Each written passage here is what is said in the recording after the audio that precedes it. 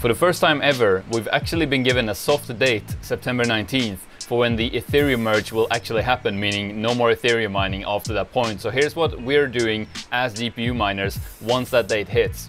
Warning, there are people pretending to be me in the comments and on social platforms. I'll never ask you to add me on WhatsApp or Telegram, and I'll never ask you to send me money, crypto, or your personal information. Alright? So please be careful, use your common sense, and don't let any of these imposters fool you. Alright, now back to the video. Hey, how's it going, GPU heads? Thanks for clicking on my video. 𝗧-𝗦𝗛𝗥𝗧𝗦 here, and first of all, announcement, we actually have official GPU heads merch now. So it's what I'm wearing right now. There's a few different designs. You can get them over at 𝗢𝗎𝗄𝗎𝗔𝗟.com, and they are kind of inspired by, you know, like 80s vintage like metal band t-shirts.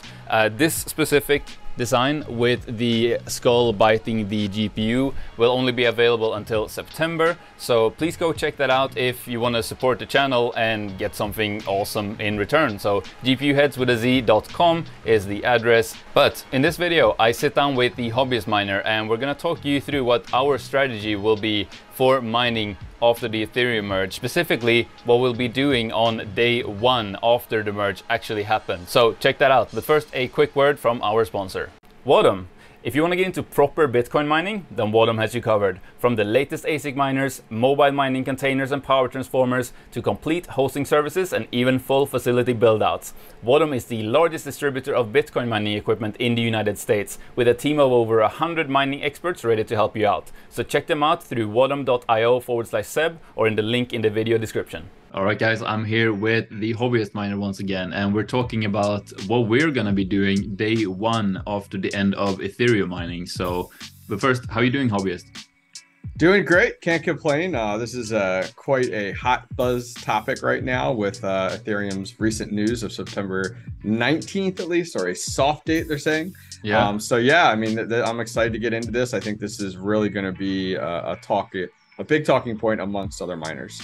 Yeah, this is kind of the first time they've actually given us a date for when the merge, aka the end of mining, might actually happen. So it is kind of big. Like we actually know now that this isn't something they're just gonna keep pushing forward for another 2 years. Like it is probably happening quite soon. So I'm gonna throw it to you. What are you doing first day after Ethereum? Yeah, so I think you know, once we hit proof of stake and all of a sudden, like, hey, we can't mine with our rigs anymore on Ethereum.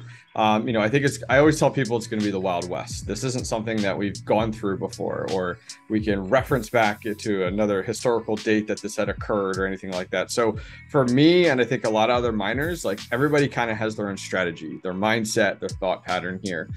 So for me, I'm probably going to take about half of my rigs and put them on Nicehash. I don't know that I'll do the Windows version. Nicehash has their newer version, which is like the Linux OS. I think I might dabble around with that ahead of time to plan ahead, just to keep the profitability factor, as well as with getting paid out in Bitcoin. That's kind of where my head goes. Like, so using the Nicehash operating system.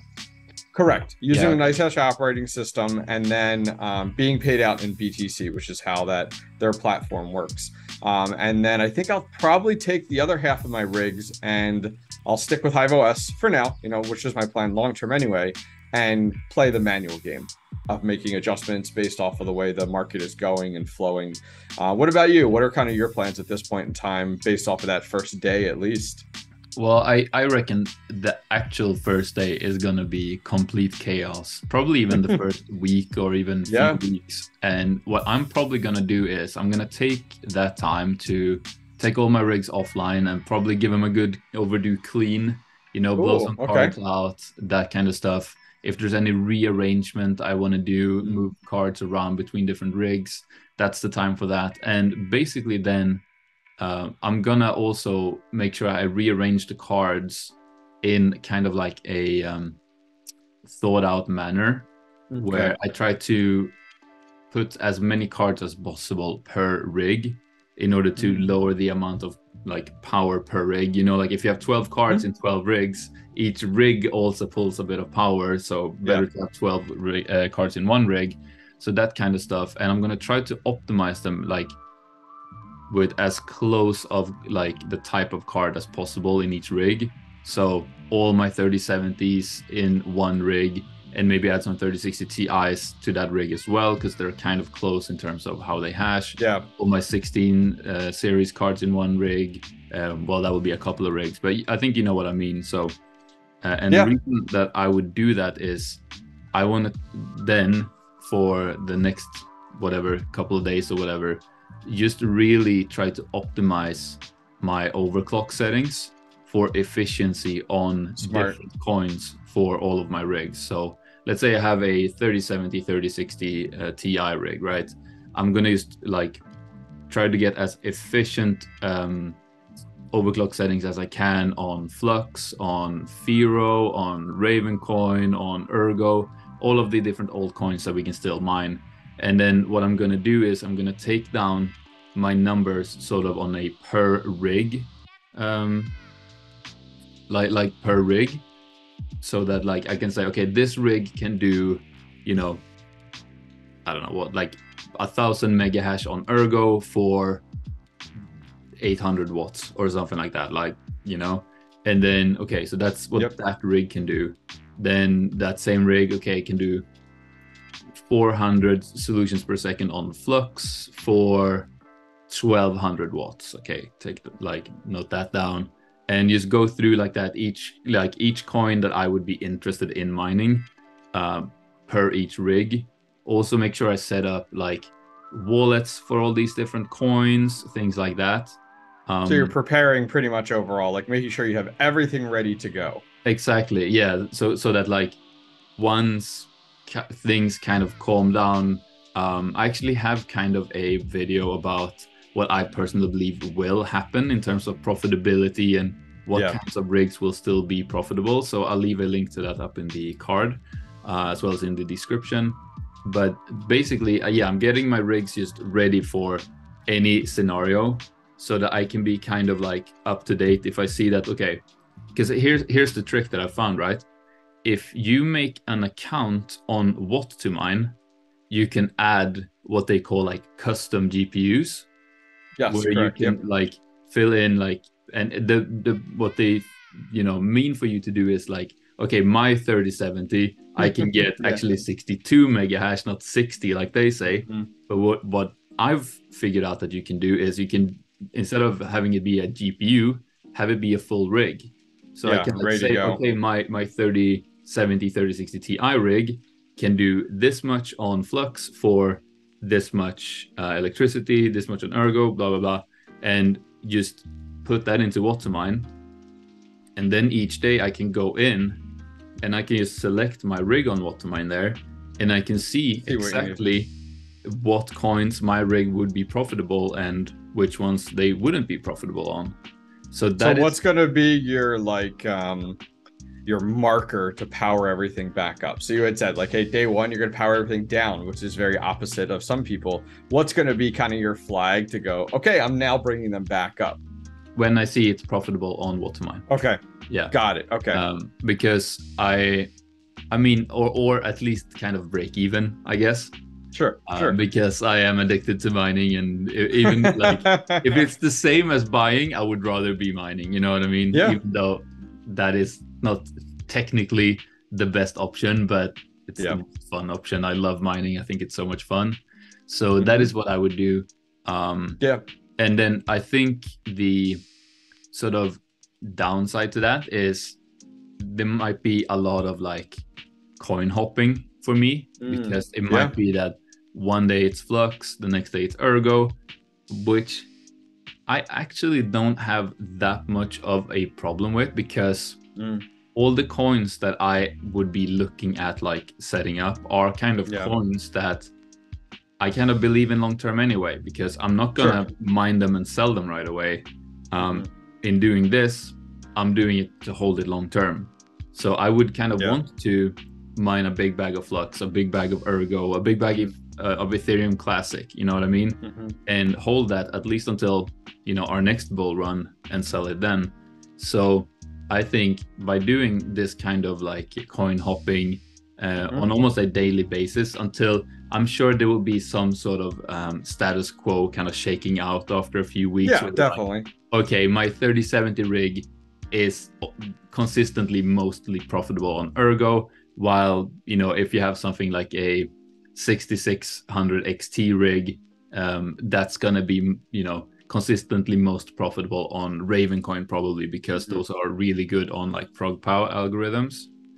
So, and then you know, after a while you might be able to, okay, I can keep this rig on this coin now. I don't have to you know, jump around. Yeah, well, I do think you have a good point on coin hopping. I mean, I think it's a great terminology to use, and that's what a lot of people are looking at. That's, for me, it's like, okay, can I take half of my farm, put it on Nicehash's OS, and then it kind of handles that. Now, granted, quick PSA for people that probably haven't seen the video that's out there that I've done, or other interviews on Nicehash. Nicehash is not looking at the market and then profit switching. That's not how it works, and that's what a lot of people think it does.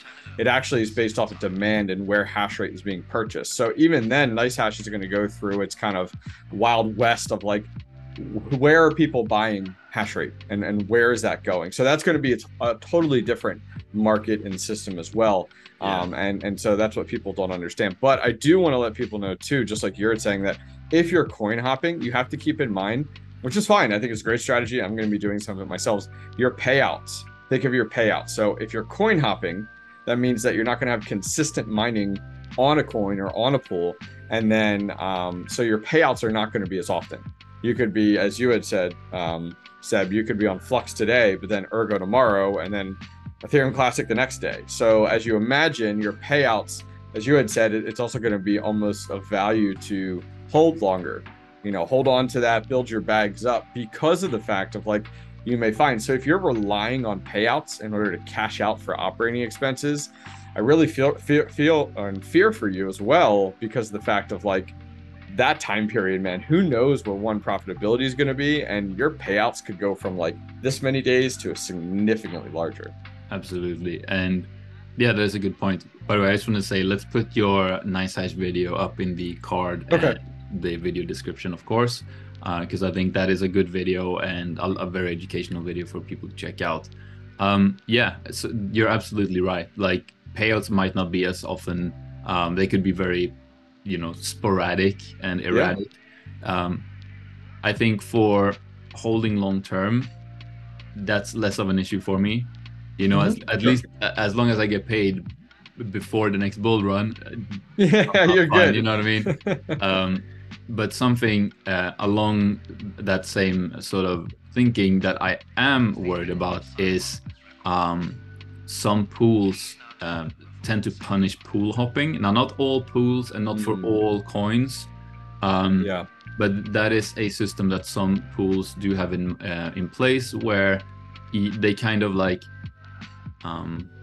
they don't want people to just throw, you know, 20 gigahash on their pool for 5 minutes and snap up all of the shares for that period, and no one else gets any, you know what I mean?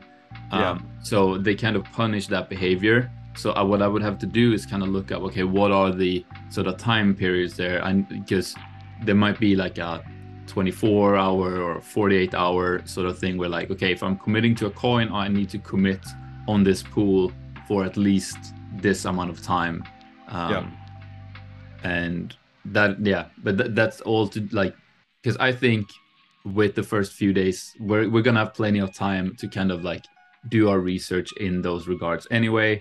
I would also be surprised if there isn't a lot of new sort of innovation that pops up really quickly. Ooh, you know, we have we have a lot of pools that already handle very many altcoins, you know, in terms like what are those pools? Like Hero Miners, I believe, is one pool that has, I think, like over 20 coins. Like, don't quote me on that, but they have a lot of coins, if I remember correctly. Same for two miners, I believe, have a whole bunch. A lot. Coins. Yeah, and it's like, if they were clever, they would kind of build something in where at least they wouldn't punish pool hopping as much if you stick within the two miners but change coins, or they could even kind of build in something where, I don't know, you could automatically switch between coins in a way that Nicehash does, or if that's something 𝗦𝗡𝗚𝗧 will implement, which is something we've spoken about before as well.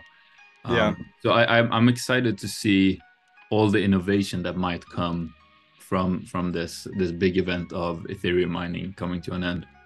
Yeah, it's really interesting, especially now in like a bear market, this is occurring versus like a in the bull market. So in this time period, not only do we have the questionability, granted the past week or two, like profits have been crazy wacky and I've been loving it as a miner, but not only are profits down, now the consistency of like I'm just going to mine ETH because that's the most profitable, that equation will be gone. Yeah. So and there is no wrong strategy here. Some people could, hey, I'm going to put everything onto this coin or that coin because I have faith in that project. Awesome. You're not even looking at profitability. You're just sticking with the project. You're continuing to work on it. And who knows we haven't even talked a lot about it. We don't have to get too far into it in today's video, but network hash rate. I mean, geez, all of that Ethereum network hash rate, we do know some things are going to get powered off. So that is not going to transfer us over to other pools. But you actually have some really good videos talking about that on like where, if we were to take that hash rate and put it here, here, and here, this is what it would look like. Now, granted, all speculative, but very, very well thought out. And it's like, that's something to keep in mind too. Yield may significantly go down. As you had talked about, profitability could significantly go down. So these are all factors where, you don't have Ethereum to fall back to. Like it's not there, it's gone. And I think that's the biggest one. Yeah. So you said you're doing about half of your farm onto Nicehash OS. What about the other half? Yeah, so the other half I'm going to be very similar to what your mindset is. So I'm going to be keeping them on 𝗦𝗡𝗚𝗧. I'm going to be looking at my overclock profiles in 𝗦𝗡𝗚𝗧, looking at my flight sheets, if anything, testing out some of them ahead of time. You know how it is, like you hate to be testing out like overclock settings in the thick of it. So definitely trying to get some of that set up. So as a miner, there's a lot of prep now, especially some of us that have a little bit bigger home crypto mining farms. There's a lot of prep to do over the next several weeks before September 19th or around that time period to get us ready for that time period. Yeah, there you go. That's very true. I also want to sort of end off with saying that like it's easy to feel really doom and gloom and think mining is doomed, but in a way, mining is very much a self-adjusting system where if it becomes unprofitable, then people are going to stop mining, and when people stop mining, it becomes profitable again. So just keep that in mind. And of course, it's going to be a little bit of a period where probably you would need pretty efficient mining rigs and a decent electricity rate in order to stay profitable.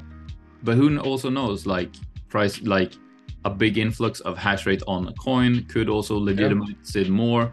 We also know a lot of people say that miners provide sell pressure for a coin, but that is the wrong way of looking at it. We don't provide we don't provide sell pressure. We provide liquidity, which is a big factor in terms of getting projects listed on better exchanges.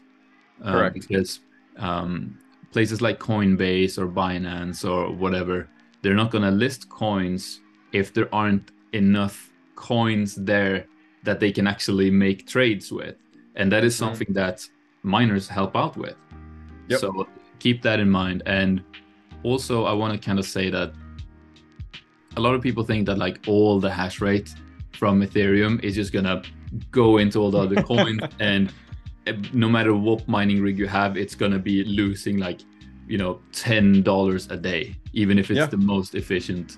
And like that's not gonna that can't be the case, you know what I mean? Because why would people mind losing $10 every day? So I'll link the video where I spoke about this. It's the video I mentioned earlier, but like the summary of that video is that like if you have what would be considered among the most efficient rig on a coin, so for example on Ethereum Classic that would be the Jas miners, right? Which, by the way, link in the description if you want to get a Jas miner. I have a promo code that is the best price you can get on a Jas miner. But the point of it is that like if you have a Jas miner on Ethereum Classic, nothing can beat it in terms of efficiency. Correct. So why would anyone throw a GTX 1060 to mine Ethereum Classic when that burns like I think almost like 8 times the amount of power for the same amount of hash rate as a gas miner, right? Yeah, so, correct. Yep, it's crazy. Like, why would someone throw that kind of hash rate if there are like gas miners on there? So I'll just leave that. Do you have anything to add? No, I think you're absolutely correct. I mean, I think the last thing to leave off on is, and as you're speaking to, is efficiency. And I think that's going to be the biggest one as we get into day one, week one, month one, is like the cards and the rigs that are efficient are really going to stand out. Their profitability is going to be sustainable in one manner or another. But we're talking about like people powering down now or people powering off rigs that aren't as profitable. That's going to be kind of supersized here coming up in the next several weeks, because I think the amount of hash rate on the networks is going to cause that to occur even more. So make sure that you are running very slim and very efficient.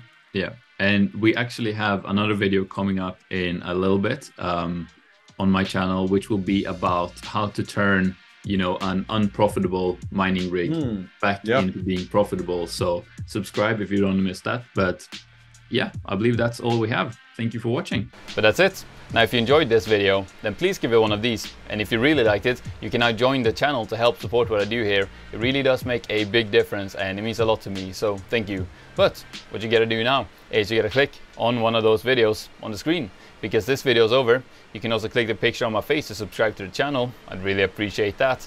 But yeah, go click on that next video and I'll see you there. Goodbye. Goodbye, bye bye.